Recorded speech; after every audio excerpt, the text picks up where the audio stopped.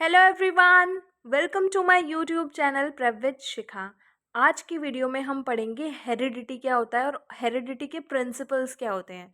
अब बिना time waste किए अपनी वीडियो स्टार्ट करते हैं हेरिडिटी के मीनिंग से और डेफिनेशन से। Human being share a common genetic structure yet each individual carries a unique set of genetic traits inherited from their parents. Human beings क्या करते हैं, कॉमन जेनेटिक स्ट्रक्चर शेयर करते हैं जो कि हर एक इंडिविजुअल का हर एक यूनिक जेनेटिक उनको मिला होता है, जेनेटिक ट्रेट उन्हें मिला होता है, इनहेरेंट किया होता है उन्होंने किससे, अपने पेरेंट्स से। These traits include eye colour, hair colour, body type, height and skin colour. और इन ट्रेट्स के अंदर क्या क्या हो सकता है, आइज़ का कलर, हेयर का कलर, बॉडी टाइप, बच्चे की हाइट, बच्चे का skin colour. Therefore, heredity can be defined as the transmission of genetic traits from parents to their offspring.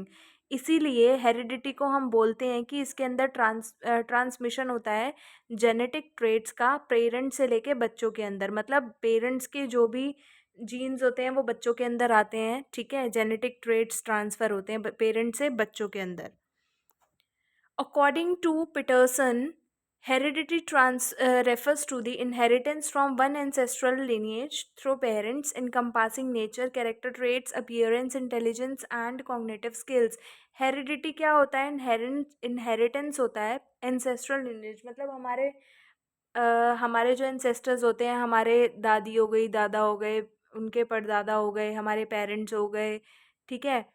मतलब बच्चों के लिए उनके दादी दादा और उनसे भी बड़े लोग जो भी थे, उन सब से जो भी उनको चीज़ें मिलती हैं, ठीक है, कैरेक्टर के ट्रेट्स, उनके जैसी अपीयरेंस, उनके जैसा नेचर, उनके जैसा इंटेलिजेंस, उनके जैसी थिंकिंग स्किल्स, कॉग्निटिव स्किल्स जिनको बोला जाता है।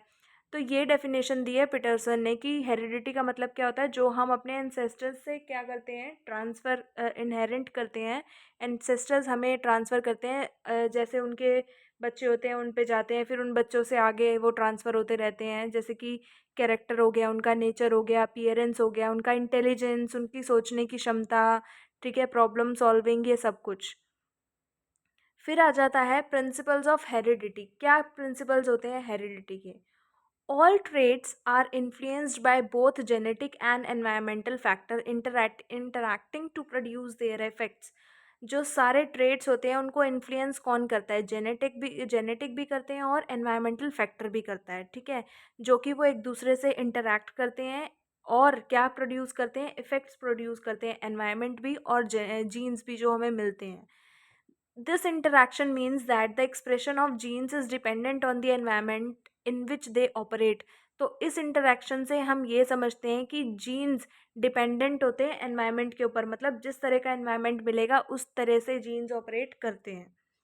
फिर बोला गया है, सबसे पहली चीज़ इसके अंदर क्या बोली गई है, similarly the environmental effect depend on the genetic framework they interact with. जो एनवायरमेंट का इफेक्ट होता है वो जेनेटिक फ्रेमवर्क के ऊपर डिपेंड करता है कि वो किस तरह से इंटरैक्ट कर पाएगा। Heredity provides the foundation for the development of human personality. और हेरिडिटी क्या होती है, एक पर्सनैलिटी, ह्यूमन पर्सनैलिटी की डेवलपमेंट का फाउंडेशन होती है। मतलब किस तरह से ह्यूमन की पर्सनालिटी डेवलप होगी वो हेरिडिटी से पता चलता है। Heredity constitute the genetic blueprint a person is born with evident in characteristic such as height and certain habits. Heredity के अंदर एक जेनेटिक ब्लूप्रिंट होता है जिसके साथ बच्चा पैदा हुआ होता है, ठीक है। मतलब हेरिडिटी क्या होती है, बच्चे के पैदा होने के साथ ही आ जाती है और वो इस चीज़ का प्रूफ होती है, एविडेंट होती है कि उसकी हाइट किस टाइप की जा सकती है, उसकी कुछ तरह की हैबिट किस तरह की हो सकती हैं, जस्ट बिकॉज ऑफ उसके पेरेंट्स से जो उसको जीन्स मिले हैं। फिर है the environment encompasses all aspects of one's surroundings including human and non-human elements such as parents, family, friends, school, neighborhood, workplace and socio-economic conditions encountered since birth।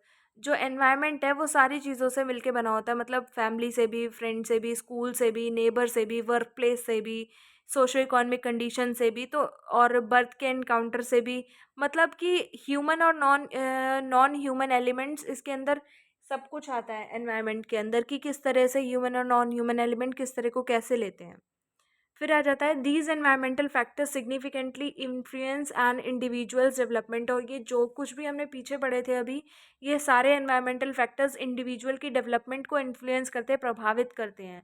While a child's potential is determined by the heredity, the extent to which this potential is realized depend on the environmental opportunities available.